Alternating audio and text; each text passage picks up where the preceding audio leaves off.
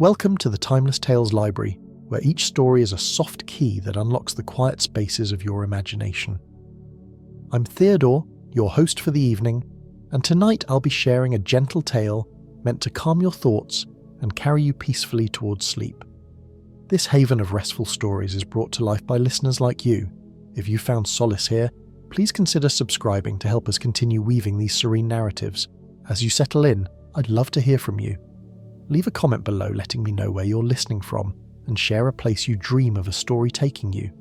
Perhaps a lighthouse on a windswept cliff, a lantern-lit street in Kyoto, a cozy bookshop in the rain, or a meadow beneath the northern lights. Your dreams keep our little library warm and glowing. This story is about settling into the foggy comfort of gaslit London, where a curious pattern of broken plaster busts draws you gently into an evening of quiet observation and peaceful revelation. Let the soft clatter of hansom cabs and the warm glow of Baker Street guide you toward rest as we follow a mystery that unfolds like a lullaby, where every answer arrives softly and sleep comes naturally. Now, breathe slowly and let your mind drift, letting the day's worries fall away like petals from a gentle bloom. Tonight, you're stepping into the moonlit garden within the Timeless Tales Library. This hall opens onto a serene indoor garden, where books bloom like flowers along winding paths. Silver light filters from glass ceilings above, casting soft, calming shadows. The air carries the faint fragrance of night-blooming blossoms, and quiet streams murmur between shelves lined with stories of wonder and whimsy. Feel your body sink into your bed, your private seat within this tranquil garden. Relax your jaw, your shoulders, your fingers and toes. Let the gentle rhythm of the garden's night wrap around you, steady and soothing. Take a slow step along the winding paths of shelves. Let the stories of the moonlit garden drift into your imagination, carrying you gently into peace, curiosity, and dreamlike calm. Fall asleep to Sherlock Holmes, the mystery of the Six Napoleons. The fog had settled over London like a blanket of fleece, thick and comforting in its constancy. From the window of 221B Baker Street, the world beyond appeared as little more than suggestion. The distant glow of street lamps rendered into gentle aureoles of amber light. The outlines of buildings softened into dreamlike sketches. It was the sort of evening that invited quiet contemplation, a slow cup of tea, and the peaceful tick of the clock on the mantelpiece marking time in its unhurried way. I had arrived at Holmes's rooms just as the lamplighters were making their rounds, their figures appearing and disappearing in the mist like friendly phantoms going about their ancient work. Each lamp they touched bloomed into life with a soft golden glow, creating islands of warmth in the grey evening. I paused for a moment on the pavement, watching this ancient ritual, feeling the cool moisture of the fog settle gently on my face like the touch of silk. The journey to Baker Street had been a peaceful one, despite the thickness of the weather. My hansom cab had moved slowly through the muffled streets, the horses' hooves making soft rhythmic sounds against the cobblestones. Inside the cab, wrapped in my coat, I had watched the familiar landmarks of London drift past like images in a dream. The corner chemist's shop with its coloured bottles glowing in the window, the tobacco shop with its wooden Indian standing sentinel, the bookshop where I sometimes browsed on Sunday afternoons, all of them softened by fog, made gentle and mysterious. Mrs. Hudson had greeted me at the door with her customary warmth, taking my coat and remarking on the thickness of the fog with the satisfied tone of one who is safely indoors with nowhere pressing to go. She brushed a few droplets of moisture from the shoulders with a gentle, maternal gesture.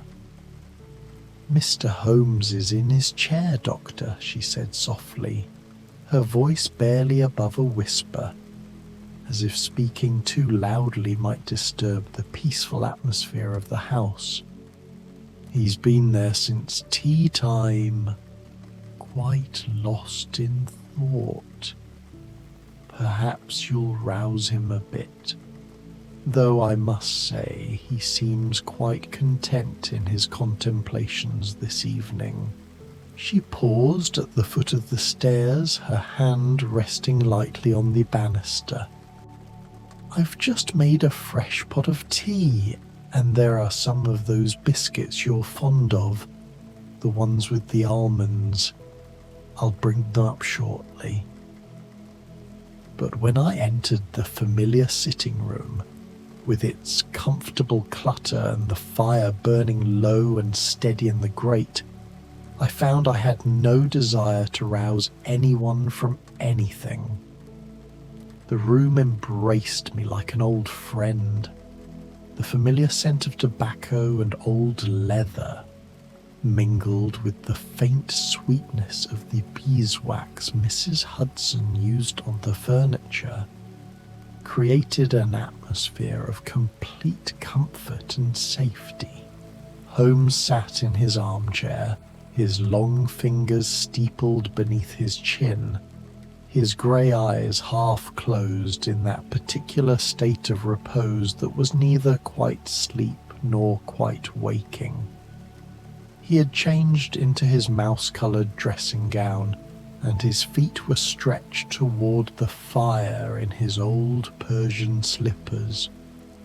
On the side table beside him sat a cold cup of tea, forgotten in his reverie, and several newspapers lay scattered across the floor at his feet like fallen leaves. The room itself seemed to breathe with contentment. The soft creak of settling wood, the gentle hiss of the fire, the distant murmur of London going peacefully about its evening routines.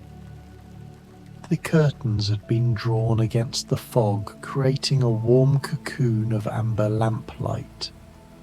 On the mantelpiece, Holmes's pipes stood in their rack like old soldiers at ease, and the Persian slipper where he kept his tobacco hung limply, nearly empty.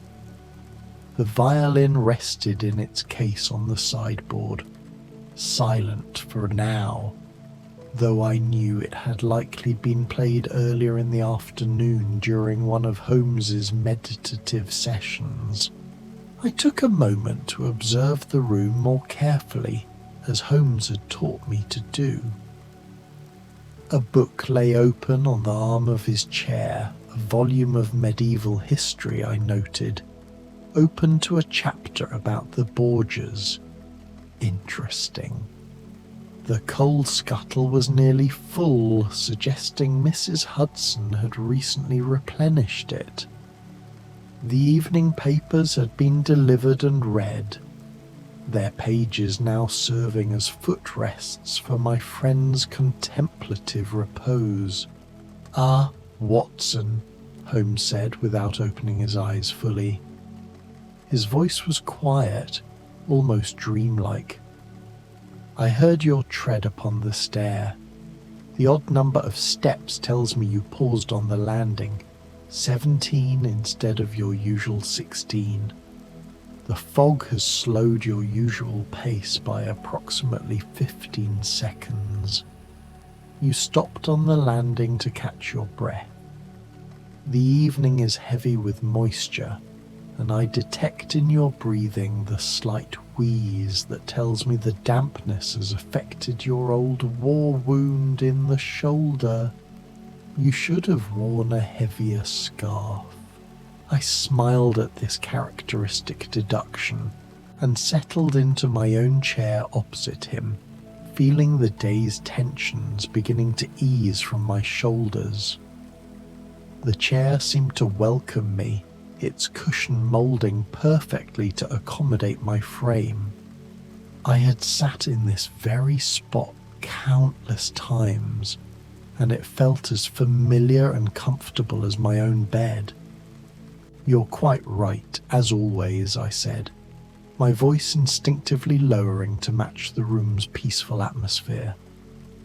"It's rather like moving through a cloud out there, peaceful in its way. The fog softens everything, sounds, sights, even one's thoughts seem to move more slowly." I pulled out my pocket watch and glanced at it. 7:30. The evening stretched before us like a calm sea, with no pressing engagements, no urgent calls. I could feel myself beginning to relax more deeply, the cares of my medical practice fading into the background like the fog-dimmed city beyond the windows. "Peaceful," Holmes repeated, and the word seemed to please him. He opened his eyes more fully and gazed into the fire, his expression contemplative and serene. "Yes, I suppose it is. London becomes a gentler place under fog. The harsh edges blur. Sounds travel strangely, softened and made mysterious. The city reveals a different aspect of itself, quieter, more intimate. I find it conducive to thought." He shifted slightly in his chair, and I noticed how the firelight played across his aquiline features, softening them, making him appear almost boyish despite his sharp intellect. "I have always found something soothing about fog," he continued, his voice taking on a musing quality. "It reminds us that not everything needs to be seen clearly all at once.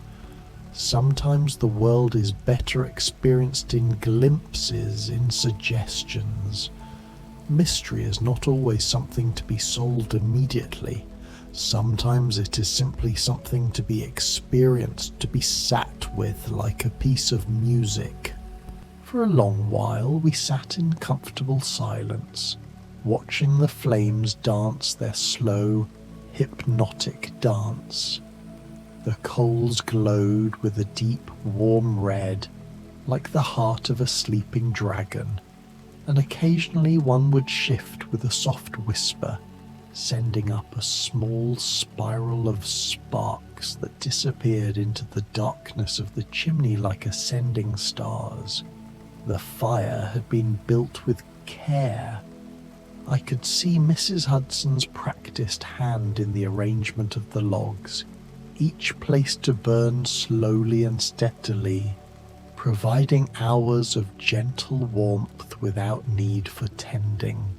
I found my gaze drifting around the room, taking in the small detail that made it so distinctly Holmes's domain.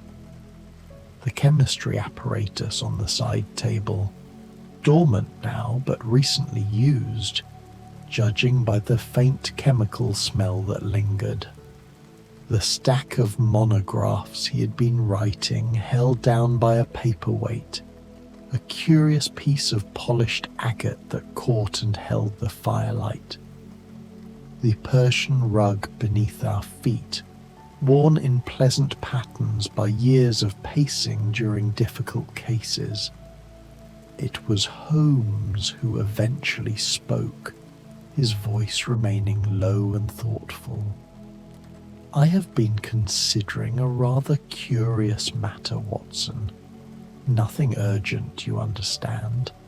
Nothing requiring immediate action, but curious nonetheless. I settled deeper into my chair, feeling the cushion embrace me. Tell me about it. Holmes reached to the side table and lifted a newspaper, though his movements were languorous, unhurried. The paper rustled softly, a sound I'd always found oddly comforting. The sound of information being gathered, of the world being made knowable. There have been 3 incidents in the past week, small matters barely worth noting individually, but there is a pattern, and patterns, as you know, are the bedrock upon which understanding is built. He folded the paper to show me a small column on the 3rd page, his finger marking the spot with the gentleness one might use to mark a place in a beloved book. Small paragraphs, tucked away where few would notice them. But I notice everything, Watson. It is both my blessing and my curse, though on evenings like this I prefer to think of it as merely an interesting habit. What sort of incidents? I asked, my voice matching his quiet tone. Outside I could hear the muffled call of a street vendor, selling roasted chestnuts perhaps, his cry made distant and dreamlike by the fog. Broken busts, Holmes said simply, his voice almost musical, as if murmuring a lullaby. Plaster busts of Napoleon Bonaparte, 3 of them, shattered deliberately in 3 different places across London. The first in a Kennington road shop window, discovered at dawn with plaster scattered like snow on the pavement. The second in Dr. Barnicot's surgery in Pitt Street, a colleague of yours, though you've never met. He found his waiting room dusted with powder and the bust in fragments. The third only yesterday, in the home of Mr. Horace Harker, a journalist in Lower Norwood. Holmes paused for a sip of cold tea, grimaced faintly and set the cup aside. Each break-in between midnight and 2, nothing else touched, no money taken, no other damage. Only the Napoleon busts, always plaster, always utterly destroyed. I watched the firelight on his calm features. There was no agitation, no feverish gleam, only the quiet pleasure of a puzzle to be savoured slowly, like a smooth stone turned in the palm. Were they valuable? I asked, stretching my legs toward the fire. Hardly. Cheap, mass-produced, 5 shillings at most. That is what makes it intriguing. He folded the newspaper with his usual precision and laid it aside. Why such effort for worthless objects? And why only Napoleon when London is full of Shakespeare, Wellington, Victoria? Someone is seeking the little corporal alone. He leaned back against the antimacassar, eyes on the ceiling's dancing shadows. A grudge against a man dead a century seems absurd. Symbolism, perhaps, or, and this is what I now suspect, the busts are not the true target. They contain something, or the vandal believes they do. The notion hung between us like the fog outside. I pictured those familiar plaster profiles gathering dust on forgotten shelves, until, without warning, they became the desperate focus of a midnight hunt. What secret could possibly lurk inside them? Perhaps someone bears a grudge against Napoleon, I suggested with a slight smile. Holmes's lips curved gently. A grudge maintained for nearly 80 years after his death would require remarkable dedication. No, I think we must look for something more immediate, more personal.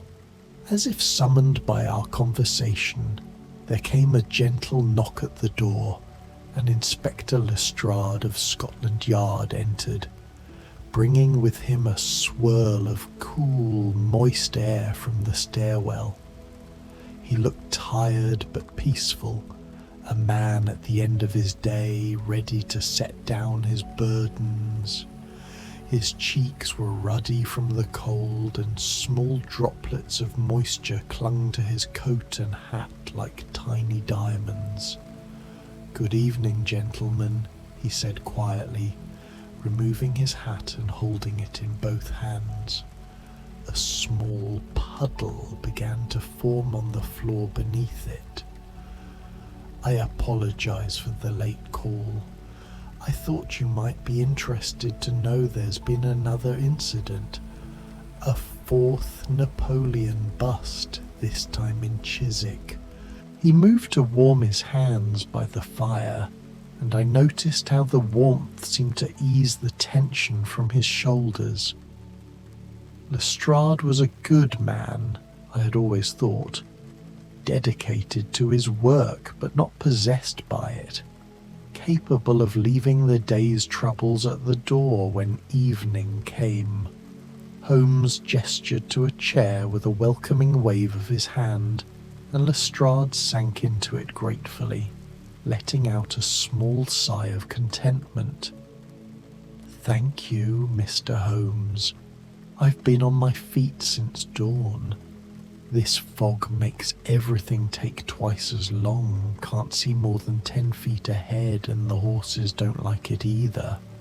Mrs. Hudson appeared moments later with tea, as if she had been waiting just beyond the door, listening for the right moment. She moved softly through the room like a benevolent spirit, setting down a fresh pot and clean cups with barely a sound, adding 2 more almond biscuits to the plate with a knowing smile at my appreciation. The tea was hot and sweet, prepared exactly as each of us preferred it, strong and dark for Holmes, with milk and sugar for Lestrade and myself, and we all accepted cups with murmured thanks. The simple ritual of tea drinking seemed to transform the mood of the room. What had been a quiet conversation between 2 friends now became something more convivial, a gathering of colleagues sharing information and ideas in the most civilized manner possible.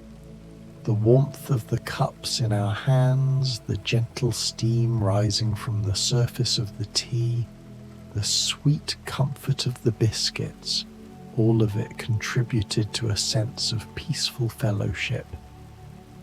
"Tell us about it, Lestrade," Holmes said gently, but slowly. "There is no rush. The bust is already broken and the night is long." Lestrade smiled faintly at this and cradled his teacup in both hands. "It's much the same as the others. The bust was in the window of a small antique shop.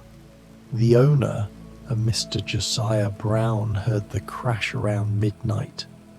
By the time he got downstairs, the culprit had fled, leaving only fragments of plaster scattered across the pavement." "And was anything stolen?" I asked. "Nothing at all. The shop door wasn't even forced, just the window broken and the bust destroyed." We sat in contemplative silence, sipping our tea. The clock ticked its steady rhythm. Outside, I could hear the muffled clip-clop of a horse's hooves passing slowly through the fog, the sound fading gradually into the distance until it was absorbed completely by the night. Holmes rose eventually, moving to his desk where he kept his maps and files. His movements were fluid, dreamlike, as he selected a large map of London and spread it carefully across the table. With a soft pencil, he marked 4 points: Kennington, Pitt Street, Lower Norwood, and Chiswick. "Come and see, Watson. You too, Lestrade." We joined him at the table, forming a quiet circle around the map. The pencil marks formed no obvious pattern at first glance, scattered as they were across different quarters of the city. 4 incidents, Holmes murmured.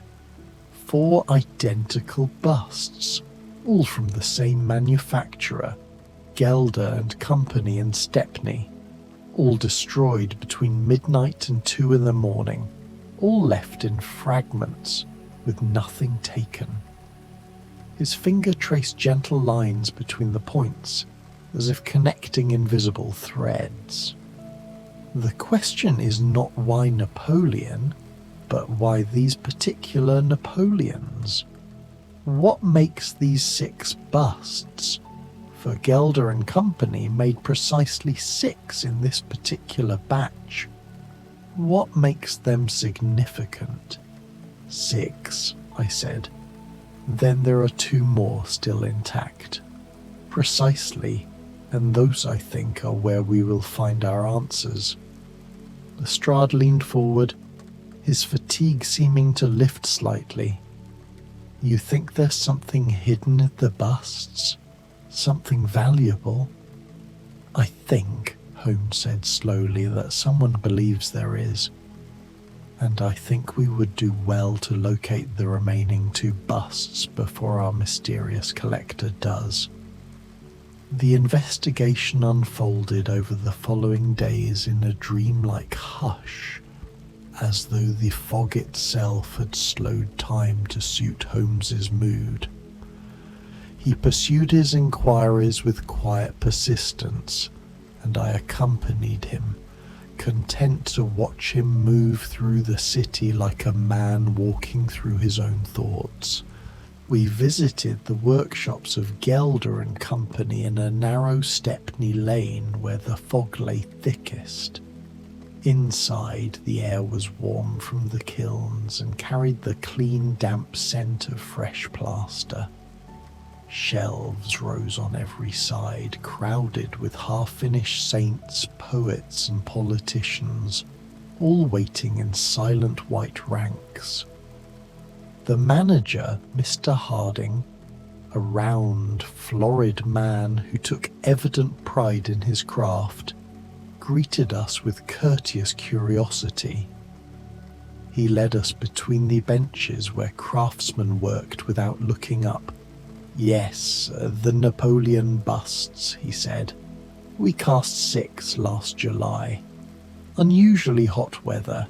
The plaster set almost too quickly and we had to keep the pieces damp to stop them cracking." He showed us the 2-part mould, its interior worn smooth by years of use. "We only bring this one out when someone asks. Napoleon isn't the fashion he once was, but there's still the odd schoolmaster or collector who wants the little corporal for his mantelpiece." We learned that the busts had been crafted by an Italian named Beppo, a skilled mould maker who had left the company's employ some months ago under unfortunate circumstances. He had been imprisoned for a minor assault, something involving a bar fight in Soho. Mr. Harding spoke of him with a mixture of regret and understanding. "He was a good worker, very skilled," he said, shaking his head slowly. "Quick hands, an eye for detail. But he had a temper, Beppo did, and when he drank, well, it was a shame, really. We would have kept him on if we could. These Italian craftsmen, they have a particular gift for the work." Holmes asked to see the production records, and we spent a pleasant hour in the small office, looking through ledgers while Mr. Harding's clerk brought us tea and biscuits.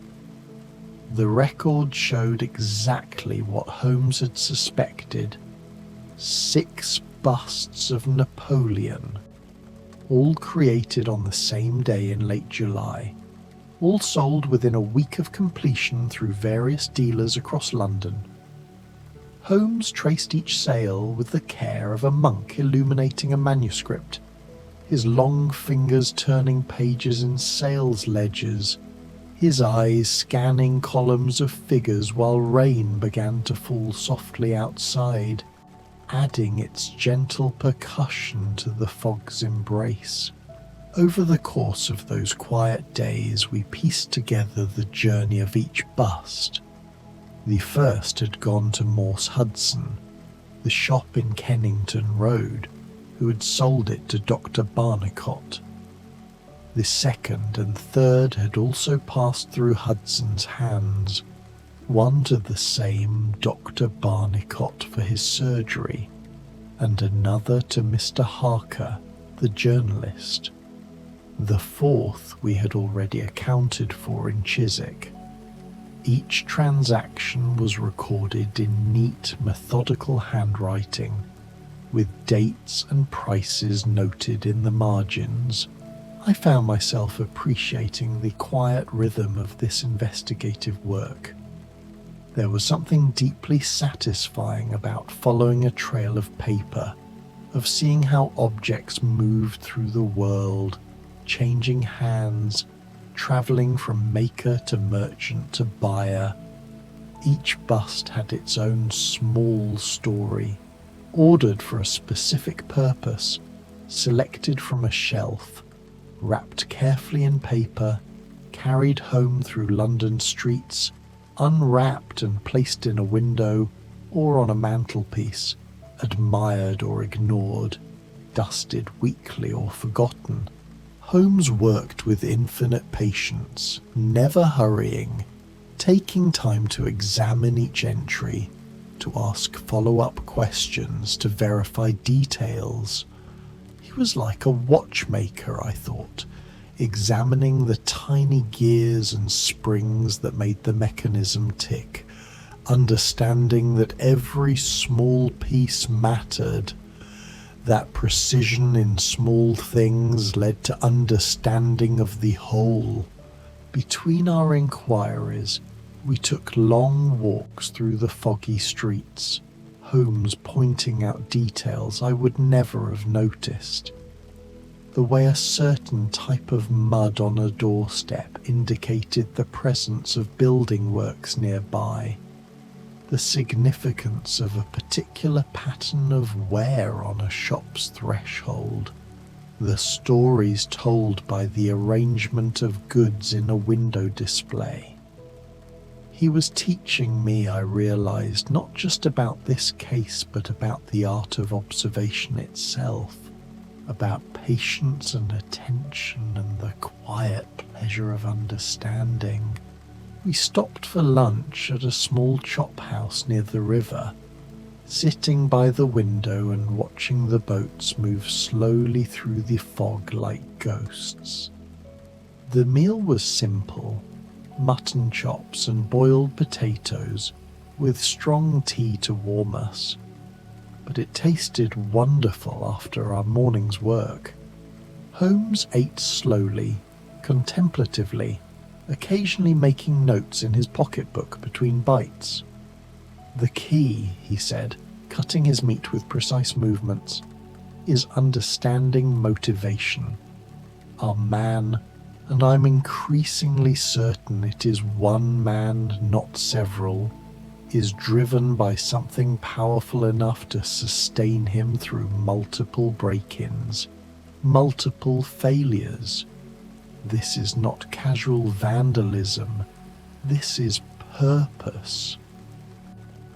"What sort of purpose requires breaking 6 identical busts?" I asked. "Ah, Watson, that is exactly the question." He smiled and took a sip of his tea.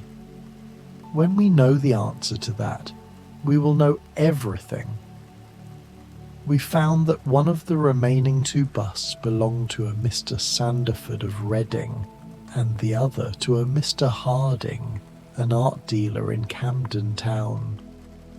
Holmes sent telegrams to both men, polite inquiries about whether they might be willing to part with their busts, or at least allow us to examine them. The reply from Reading came first. Mr. Sandiford's bust had been purchased from him only yesterday by a dark-complexioned man with a foreign accent who had paid well over its value. The bust, Sandiford reported, had been carried away carefully, wrapped in cloth, handled as if it contained something precious. "One remains," Holmes said, reading the telegram by lamplight. We were in his rooms again, the curtains drawn against the rainy evening, the fire rebuilt to a cheerful glow. "The final Napoleon. Whatever our collector seeks, he will come for it soon." Mr. Harding agreed to our request with the graciousness of a man who sensed adventure but felt no anxiety about it. We would, Holmes arranged, keep watch over Harding's shop that evening, not with the tension of hunters awaiting their prey, but with the patient stillness of those who know that understanding comes to those who wait. As darkness fell, Holmes, Lestrade and I positioned ourselves in the shop across the street, in a photographer's studio whose owner had been more than happy to assist Scotland Yard. We sat in the darkened room, looking out through the window at Harding's establishment. The bust sat in the window, illuminated by the street lamp, Napoleon's profile casting a small shadow against the interior wall. The hours passed with surprising comfort. We spoke in whispers about inconsequential things: Lestrade's daughter's progress at school, the new play at the Lyceum, the quality of Mrs. Hudson's marmalade. Holmes told us about a monograph he was writing on the dating of manuscripts by the analysis of paper and ink, speaking about watermarks and chemical compounds with the gentle enthusiasm of a man discussing a beloved hobby. Lestrade in turn shared a humorous story about a constable who had arrested a wax dummy in a shop window, mistaking it for a burglar. We had brought provisions with us: a thermos of coffee that Mrs. Hudson had prepared, some cold meat sandwiches wrapped in paper, a small flask of brandy for warmth. As midnight approached, we shared these simple provisions, eating quietly while keeping our eyes on the shop across the street. Holmes remained still as a statue, but there was nothing rigid about his posture. He seemed to be resting while simultaneously aware, like a cat drowsing by a fire yet conscious of every sound. His breathing was slow and even, and once or twice I thought he might actually be asleep, until he would make some quiet observation about a passing pedestrian, or the way the light fell across the cobblestones. The rain had stopped, leaving the streets gleaming like dark mirrors beneath the lamps. The reflections of the streetlights created long, wavering streaks of gold on the wet pavement, and the occasional puddle held perfect inverted images of the buildings above. Occasionally a late traveller would pass, their footsteps echoing in the emptiness, a policeman on his rounds walking with measured tread, a gentleman in evening dress returning from some entertainment, a woman with the shawl pulled tight against the cold, hurrying home. The city breathed its midnight breath, slower and deeper than its daytime rhythm. A church bell tolled somewhere in the distance, counting out the hour. 11 chimes, then silence again. A cat crossed the street, pausing to clean its paw beneath the lamplight before continuing on its nocturnal business. In the distance, we could hear the whistle of a late train, and closer, the gentle lapping of water against the embankment where the Thames ran dark and eternal. I found myself thinking how strange, and yet how natural it was to be sitting here, watching and waiting. There was something almost meditative about it, this patient observation of an empty street. Time seemed to slow, to become elastic. Each minute felt both brief and infinite. It was nearly 1 o'clock when we saw the figure approach. He came quietly, a man of medium height with dark hair and a workman's cap pulled low over his eyes, moving with purpose but not haste. His steps were deliberate, careful, as if he had walked this path many times in his imagination before attempting it in reality. He wore a dark coat and carried himself with the compact efficiency of someone accustomed to physical labor. Even from our vantage point, I could sense the tension in his body, the coiled readiness. He paused before Harding's window, looking left and right with exaggerated caution, like a man in a play performing the role of a thief. The street lamp cast his shadow long across the pavement, and for a moment he stood perfectly still, as if gathering courage or perhaps saying a silent prayer. Then he produced something from his pocket, a small tool, perhaps a jimmy or a thin blade. Even from across the street we could see his hands shaking slightly, not with fear, but with anticipation, with the barely controlled excitement of someone on the verge of achieving a long-sought goal. "Wait," Holmes breathed, his hand touching my arm gently. "Let him finish what he came to do. Let him believe, for a few moments, that he has succeeded. There is no cruelty in this, only the necessity of understanding the complete picture." We watched as the man forced the lock with practiced ease and slipped inside, moving with the fluid grace of experience. This was not his first break-in, clearly, but neither did he seem to be a professional criminal. There was something desperate about his movements, something that spoke of personal necessity rather than professional theft.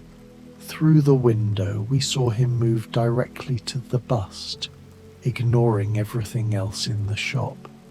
He lifted it with both hands, examined it with almost tender care, turning it in the light, his lips moving as if he were speaking to it, or perhaps to himself. For a long moment he simply held it, cradling it like something precious. Then, with sudden resolve, he raised it above his head. The plaster shattered with a sound that reached us faintly, a dull crack followed by the musical tinkle of fragments hitting the floor. The man dropped to his knees immediately, his hands moving through the wreckage with desperate hope, sifting through the pieces like a prospector panning for gold. His movements became more frantic, more thorough, as he spread the fragments across the floor, examining each piece, crushing some into powder, searching with an intensity that was almost painful to witness. And then he stopped.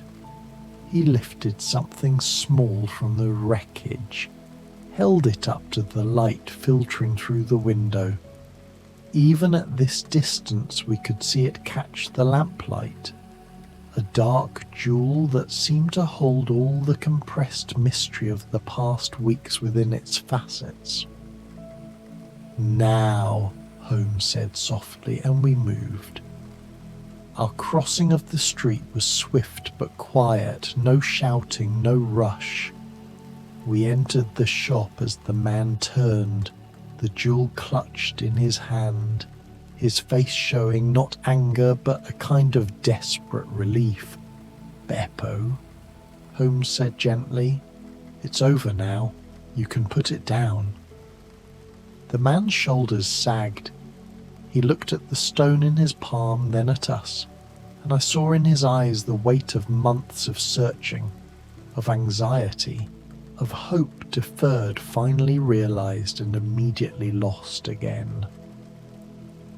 "The black pearl of the Borgias," Holmes said quietly, "stolen from the Countess of Morcar more than a year ago.